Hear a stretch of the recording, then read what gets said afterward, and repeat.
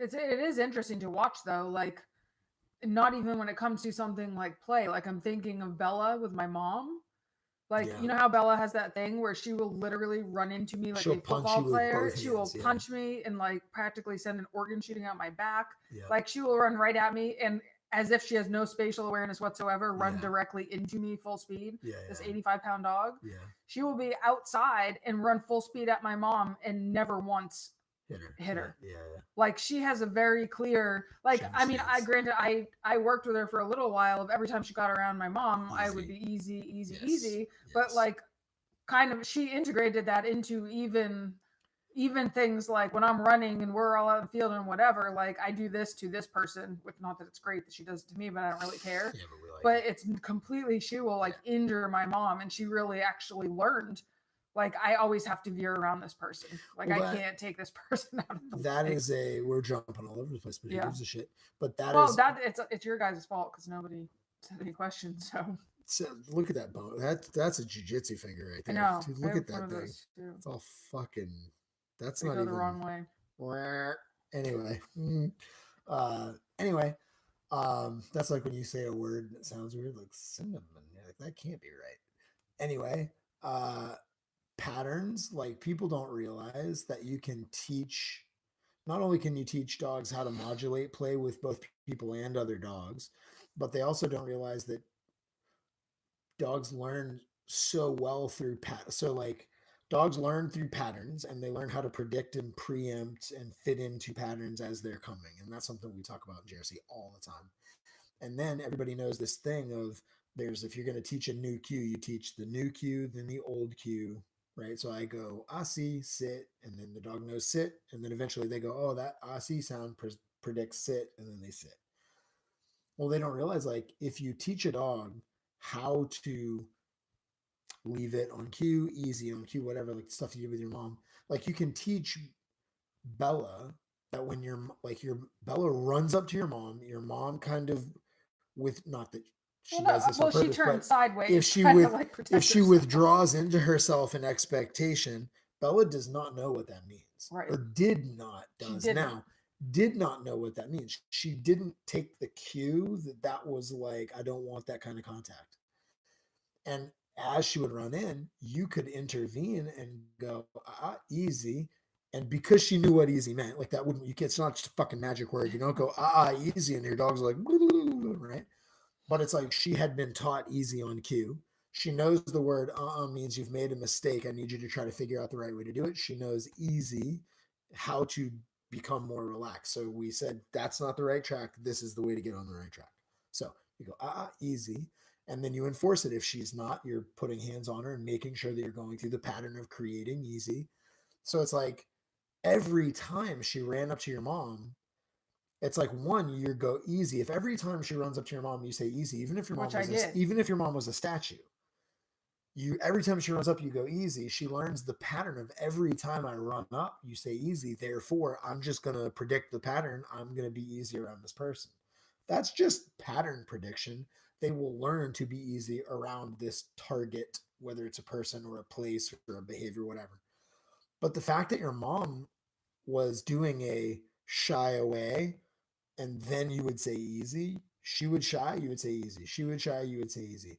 Eventually, you can stop saying easy. And even in a situation that Bella has never experienced before, if your mom were to make that body language, it would cue her to be easy because it's new cue, old cue, and then the behavior is enforced. Right. Your mom has developed a signal for Bella to get easy, which is interesting, I think, right? When people can see that, and then you can see like dog integration stuff. Everybody worries about how their dog will interact with the kid or interact with another dog. But it's like if the kid doesn't know, like if the kid every time the dog kind of spazzes out, the kid like puts his hands up and then you cue easy, that will eventually turn into kid being able to cue.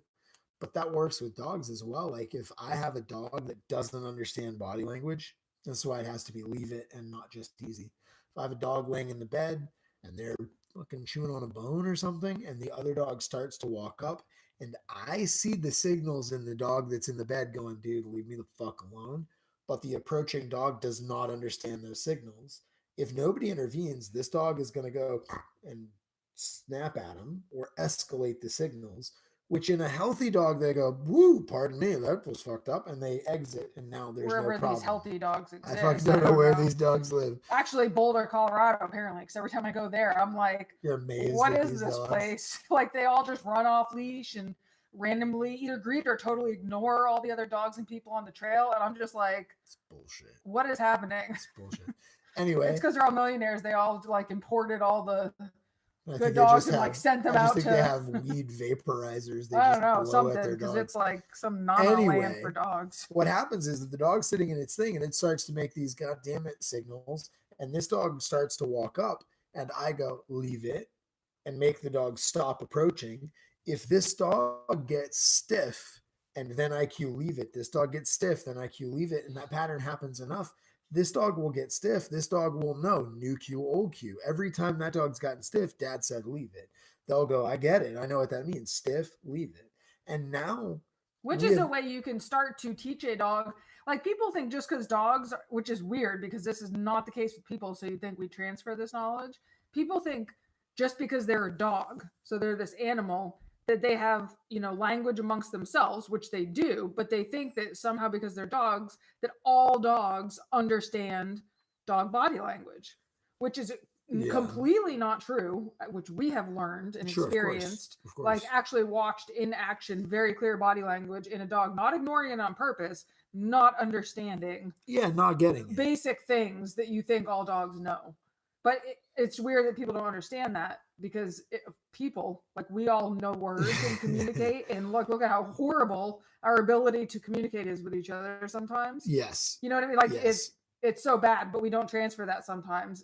And we also don't realize we can help dogs actually start to understand canine body language if they happen to be of the variety that is not getting it. So the problem is there's a learned thing. Like, so if you're around dogs as a puppy, you learn about signals of possession and things like because you walk up and you're like, what do you got? And the other dog snaps at you and you go, holy shit. So you learn the lesson of like, well, I'm not going to approach you if you're interested in that thing because I don't know if you're going to snap at me. And then they learn about, boundaries and not encroaching on a dog that's acting possessive over a toy. Awesome. They learned that lesson. The problem is when you don't have that, like if you're taken away from your litter too early, or you were just raised by yourself, or whatever, you have pushovers for dogs that every time you approach, they're like, oh my God, they just let you have the shit. You never learn that lesson. Then some other dog has to teach you. And then it's like, whoa, that's fucked up, or can be fucked up. Then the real problem is with these dogs like Pits, like, the problem is canine language. It sucks to say this because it sounds real like Caesar Milan dominance type of shit, and I'm not that guy. But canine negotiation, human negotiation without language, like canine negotiation is based on threats of violence. Like if I'm eating my food and you come walking up, they can't go, pardon me, could you please give me some, like they have to go, dude, this is my food. Leave me the fuck alone. And you have to go, wow, economically speaking, fighting so I can sniff that food, probably not worth it. I'm just going to leave you alone. But that's what happens. The dog goes stiffness, like stillness is the first signal. And if that makes you stop, awesome. And if it doesn't make you stop, then they give you pressure. Well, do you remember when I started playing around with doing that with Mabel? I did that just as interesting experiment I wanted to see, because I know that's what dogs Stillness, pressure. And she's a little bit like, if you give her an inch, she'll take a mile. And with food, like she will, if you let her, she will. If you let her, she'll eat all your shit. And so she will be one of those begging dogs. Yeah. Even though she never gets anything. But I started playing around with exactly how dogs do with each other, where she would just be way too close to my food and like starting to sniff on it. And I would go completely still and I would stop chewing. And then if she still showed interest and was near my food, I would slowly start to turn my head. And it was so crazy. She's like, because every single time she just would go and lay down. I'm like, this is nuts. It was crazy to do. It's crazy. Yeah. But that's the thing. So there's this escalation of signaling, right? So it goes stillness, then pressure, then sound, then touch, and then a straight up actual damage fight, right? Like the touch is not trying to do damage. It may or may not do damage, but that's It'll not probably the point. sound really bad, which a lot of people misinterpret as They'll like my air dog is snap, so they'll cut you aggressive. and shit, but they're not like trying to kill you. They're trying to teach They're you a still trying to lesson. talk. They're still trying to talk, right? But it goes stillness, like the dog's eating. They'll like stillness first. Then if that doesn't work, they'll start to put pressure. And then if the pressure doesn't work, they'll make a sound. And then they'll go bang and they'll touch. But all of that happens before an actual straight up fight. The problem comes when a dog is not scared. Do you know what I mean? Yeah. Like I had to be taught not to maintain eye contact. There's a natural thing. It's about 3 seconds. I'm not going to say it. I'm not going to say it. I'm not going to say it. I'm not going to say the 3-second rule. But there's a naturally occurring time. It's around 3 seconds. This is dogs and people. What happens is somebody like will hit your eyes and watch. Most people will do a break off. They'll like, even if it's just a real quick look away and then look back, or they'll look at their watch, or they'll go, oh, that's right. Larry is who you're talking. Like they'll manufacture a break off because more than 3 seconds starts to get fucking squirrely. Like that's just something is off. The law Even of if nature. You don't know what it is. Maybe the person's a serial killer. Maybe the person's aggro and looking for a fight. Whatever. Maybe they are. Maybe they think they know you, and they're like, when I was a kid, my dad told me. I'll tell you. When I was a kid, my dad told me 3 seconds. Somebody looks you in the face for more than 3 seconds without breaking off. They want to fight or they want to fuck, and it's your job to figure out which one that is and give that to them. There might be a couple of options other than just those two. Of course, but that was the point. Is something's weird if somebody looks at you, and we know that. No, man, everybody feels it. Yeah. Everybody feels it, right?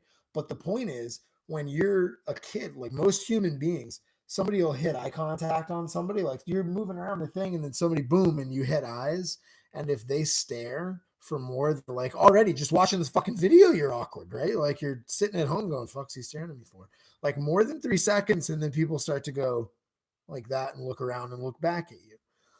I didn't have that because I'm not scared of fights. So like, but it's not socially appropriate. Of course, it's not socially appropriate. You had some kind of disorder. I still probably do, but my point is that you were doing the awkward, like you were the one causing the problem. But people, you weren't doing socially accepted. It is socially unacceptable because it makes people uncomfortable. Yes. It makes people uncomfortable because they're scared. Well, I don't think that's completely true. Absolutely, it doesn't make me uncomfortable. But you're not scared. I know, but I also don't want to fight. Yeah, but if somebody stared at you for a while, what would you do? I would think they were messed up. But you notice you used to be the starer. Notice she didn't say I'd look away. I'd manufacture a break-off signal. If you caught some bitch staring at you, and she just I know something was wrong. Yeah, but what would you do? I would look back to see what was wrong, and then you would do what? She said I would look back. Well, yes, because something is amiss, and I would need to know what that was. Like if something was about to happen, or like I don't know. Bitch, you are amiss. What's happening? Something's amiss in this situation. But that's what I mean. Is your reaction is not ooh and look away because you're not scared. You would do something like, "Hey, can I help you? Or did I recognize you?" I mean, it's a total digression, but I just don't feel like I feel like the way that we move around in cooperation with each other is by all of us following these basic same rules. It's mutually assured destruction. It's peace through mutually assured destruction. Nobody wants to fight because fights are expensive, biologically speaking. You can get really fucking hurt. Back in the day, you could die from infections. A broken bone can kill you in the wild. Like in a biologically imperative type of scenario, like biologically, fights are extremely expensive. Like the truth is nowadays you can get in a scrap and go get some fucking antibiotics. You'll be fine. You're not going to get hurt. But in our bodies, we're not aware. Like our cells and our biology is not aware that there's a fucking hospital that can take care of us. You saw that same fight. Your body is like, dude, a fight is going to cost. So the way that we negotiate safety, this is all mammals that are fucking social. The way that we negotiate safety is in this feeling of like, I don't want to pay that cost. So there's posturing and then there's submitting, and that's just the way it is. And so somebody that gives you the fucking predator face for more than a couple of seconds, people will go, I do not want trouble. The fact that nothing is happening is not worth fighting this crazy person No, over. man. And they'll go like this. Hey, they manufacture a look away. And then usually if the person has any signaling at all, they go, cool, you're good. We're good. Everybody's cool. And they look away. I had The to problem learn. is there are people, just like there are dogs, Of course. that don't mind. They don't mind fighting. There should be a real reason, like intellectually, I know should be a real reason for fighting. Like that is what I truly believe. I do not believe in violence for the sake of it's nothing. You know what I mean? But on a non-intellectual standpoint, like my whatever you want to call it, my instinctual side, if somebody started to stare at me like that, it wouldn't be my intellect I would be listening to, but that's the problem. I don't think that is a correct behavior. That's beautiful. And the problem is there are dogs that are also exactly like that are like, I don't care about this cost. Like of this course. is so this is the problem, right? Like what I was getting at was that it is the idea that you want to avoid issues because issues are expensive and we have this genetic like maybe I shouldn't, right? But if somebody's not born with that, you have to teach them how to do it. Like people had to teach me. I fuck people. Like I make eye contact and my brain goes, that's been too long. And I look away and then I look back and then I look at my foot and I look You have the ability to override. Absolutely. Like, you know for a fact, I have been in situations where I've had to extremely control myself from somebody like right up in my face. So hard, like so hard you want to die because you so want to smash are trying to go against everything that you're making your intellect and what you know to be correct override what everything else in you is telling you to do. Yes. And you can help dogs learn that same exact skill. Yes, 100%. It's a little harder because at least with a person you can like what I was meaning was jail, you could kill this person. You can talk to them. What I was meaning was that it is the fact that there's no aversion to the typical thing is for your body on a very biological level to feel like fighting is a major economic decision and you're wired to want to not do that. So the problem is like there are beings that are wired weird and they don't have that fighting is expensive feeling. And so they are more apt to not listen. Now, that doesn't mean they want to fight. Doesn't mean they're aggressive. Like when I was a kid, I was very nice. It was very cool. I'm very non-aggressive. She's very, very, very, very nice. Very, very non-aggressive. But I am. It's true. But the gameness makes it difficult. You have to learn how to navigate the world as a game being because there's all these moments where you are supposed to acquiesce because of an economic decision that we don't feel. And then you're like, okay, I know that this is one of those moments where I'm supposed to acquiesce. There's nothing in me feeling like I need to, but because there's laws and jails and it will be horribly inconvenient for me to have to go to court for what I'm about to do to you. And so I'm going to make a decision not to do it. But that's a logistical decision, not a biologically emotional decision. You didn't go, I don't know that I can do this, and then back out of it. You went, okay, listen, this is going to literally physically cost me too much time, money, effort, legal fees. It's not worth it. But that's a brain decision, not this biologically driven emotional like fear of fighting.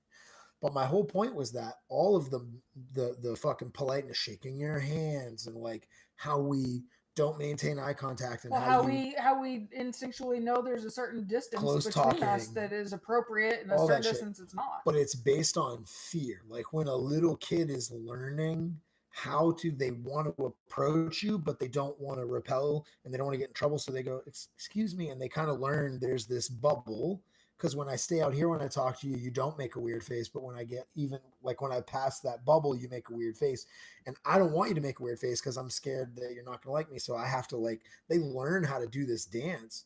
But it's based on trying to not lose this thing that they don't want to lose, which is the social connection. And there's fear, rage, and panic. And you can fear losing social connection, but you can also fear physical repercussion. And so like dogs learn to make these signals at one another that posture and predict escalation. The whole concept of canine peace is based on the other dog going, oh, I get it. You're going up that ladder, and I don't want what's at the end of that ladder. So I respond, and that's how we navigate. When I sit down to eat my stuff, if you freeze, I know that's too close. And when I back out of your space, here's where you start chewing again. And then when I sit this close, you stop chewing. I know I need to sit about here. And if everybody in my pack is like that, I learned 5 foot's the distance that you eat away from other dogs. But it's based on being responsive, but that responsiveness is based on not wanting the escalation to occur. If you either don't know that there's an escalation or don't give a fuck that there's an escalation, then we have a problem. Because you're like, you stop chewing, and you're like, why'd you stop chewing? And you don't care. Right. And then they go, and if you still don't care, then they bite you, and then you go, what the fuck? And you defend yourself. But when you defend yourself, you're not thinking, I'm going to teach you a lesson. You're thinking it's a fight. And then you nail them, and then they go, motherfucker. And then they learn, I can't let that dude anywhere near me because he fucking bites. So then they growl way early, and they escalate way early. And then this dog learns dogs are assholes. I had no idea. The dogs are fucking dicks because they bite you for no reason in their mind. And then they start to get defensive around dogs, and you have a fucking serious problem because you have a game dog that thinks other dogs are assholes. That's bad. But you can teach them if you have leave it, easy, enough. I can teach the dog, like when he starts to get interest in what you're doing and you get still and he doesn't give a fuck, you can go leave it. And if that word makes him go like this and back off, he'll eventually start. One, I solved you were this teaching problem. what we hope they learn as puppies. Yes. I taught the lesson of leave it, but what's more important than that is not that I enforce to leave it, because then people go, yeah, what happens when you're not around? The important thing is I know to say leave it when handler back there sees you and goes, you get stiff, which means nothing to me, but it means something to the orchestrator of this event. And then the orchestrator of the event, you get still, that guy goes, leave it, I leave it. You get still, leave it, I leave it. You get still, leave it, I leave it. Then eventually I go, oh, I fucking new cue, old cue, right? And then I go like this, you get stiff, and I go, I know it's coming, and I leave it. And then my handler goes, good boy. And now I've learned a new cue for leave it, which is stillness.